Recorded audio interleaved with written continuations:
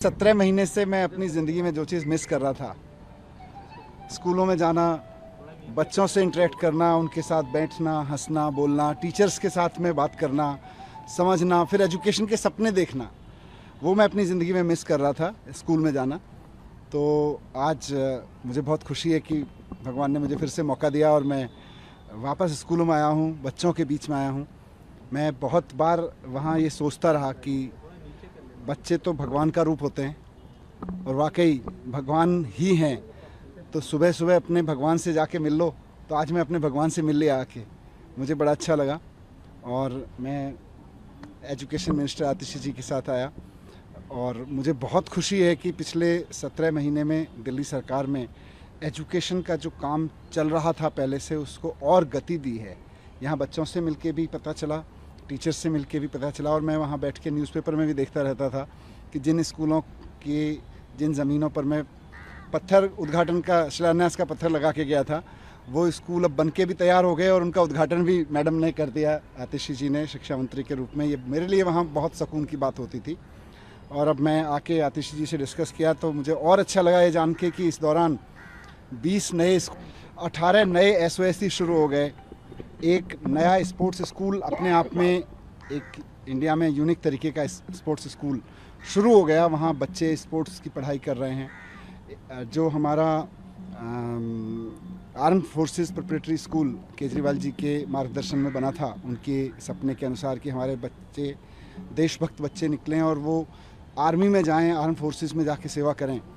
तो मुझे बहुत खुशी हुई ये जान के कि आर्म फोर्सेस प्रिपरेटरी स्कूल के पहले बैच में, जिसमें 64 बच्चे थे 12वीं क्लास में, उसमें से 32 NDA में क्वालिफाई हुए पहले टेस्ट्स में, और उसमें से 8 फाइनली जाके NDO क्रॉस करके सेकंड लेफ्टिनेंट बन रहे हैं अब। तो 64 बच्चों में के पहले बैच में 64 बच्चों के पहले बैच में से 8 बच्चे दिल्ली के सरकारी स्कूल से सीधे जाके NDA क्रॉस करके सेकंड लेफ्टिनेंट बन रहे हैं। आई थिंक इतना तो देश के किसी स्कूल से अब तक नहीं होगा, किसी एक स्कूल से। तो ये सारा काम एजुकेशन में हुआ और मैं वहाँ यही प्रार्थना करता था कि मुझे भले ही इन लोगों ने जेल में डाल दिया है, इनकी मंशा भले ही इस एजुकेशन क्रांति को रोकने की हो, लेकिन ये रुके ना। मेरी भगवान से यही प्रार्थना रहती थी कि बाकी सब चीज़ें चाहे रुकें, आगे बढ़ें, कैसे हों, उसके लिए लड़ते रहेंगे, लेकिन भगवान ये एजुकेशन की जो रिवॉल्यूशन शुरू हुई थी, शिक्षा की क्रांति, ये ना रुके। और ये रुकी नहीं। ये यहाँ के भी मैं देख रहा हूँ, मेरे लिए पर्सनली बहुत एनर्जाइजिंग है सारी चीज़ें। लेकिन बीच बीच में मैं अखबारों में देखता रहता था, खबरों में पढ़ता रहता था कि शिक्षा क्रांति रुकी नहीं है, बल्कि बहुत तेज़ी से आगे बढ़ रही है दिल्ली की। सर, आप रिहाई से ज़्यादा भावुक मुझे बच्चों के साथ देखे अंदर। बिल्कुल, मैंने कहा ना कि बच्चे तो भगवान का रूप होते हैं। और मैं 8-9 साल जब शिक्षा मंत्री के रूप में काम किया तो मेरा धर्म, मेरा कर्म बच्चों से मिलना, बच्चों को समझना, बच्चों के साथ जीना और इन बच्चों को ही देश के लिए तैयार करना, यही था। आज वापस मैं उसमें आया तो मुझे लगा 17 महीने से सबसे ज़्यादा चीज़ कोई अगर मैंने मिस की तो वो ये थी, आज वो भी पूरी हो गई। एक चीज़ समझने के डिप्टी CM जब आप थे तो भी कि अभी ये झंडा फहराने को लेकर भी कंट्रोवर्सी चल रही है और विवाद इस तरीके का कि आतिशी GAD चाहता है आतिशी झंडा फहराए, और CM ने जो चिट्ठी लिखी थी, जेल प्रशासन कह रहा है कि चिट्ठी नहीं लिख सकते किसी भी तरीके की आधिकारिक अंदर जेल से। आप इसको किस तरीके से देखें? देखिए, ये बहुत ही अनफॉर्चुनेट है कि स्वतंत्रता दिवस जैसे पावन अवसर पर इतनी टुच्ची पॉलिटिक्स हो रही है।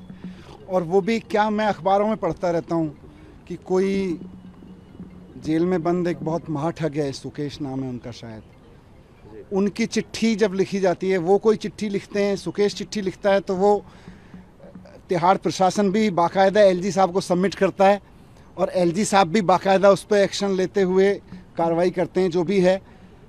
और जब दिल्ली के चीफ मिनिस्टर चुने हुए चिट्ठी लिखते हैं तो तिहाड़ प्रशासन भी और LG साहब तिहाड़ प्रशासन को कहते हैं खबरदार जो अगर इनकी चिट्ठी भेजी। और जब सुकेश चिट्ठी लिखते हैं तो मुझे लगता है पूरा का पूरा LG ऑफिस इंतजार करता होगा, अरे भाई एक एक सेकंड भारी पड़ रहा है, सुकेश जी की चिट्ठी कहाँ है, हमारे सुकेश जी की चिट्ठी कहाँ है। तो सुकेश जी की चिट्ठी पर जिन LG साहब को इतना मोहब्बत, इतना प्रेम उबड़ता है और उसकी एक एक शब्द को वो ब्रह्म वाक्य मानते हुए, सत्य मानते हुए, उस पर जिसे कहते हैं ना, सुकेश जी की चिट्ठी को देख के उनकी बाछें खिल जाती हैं, उनका रोम रोम पुलकित हो उठता है LG साहब का। केजरीवाल जी की चिट्ठी को भी मंगा लेते भाई, कहाँ है।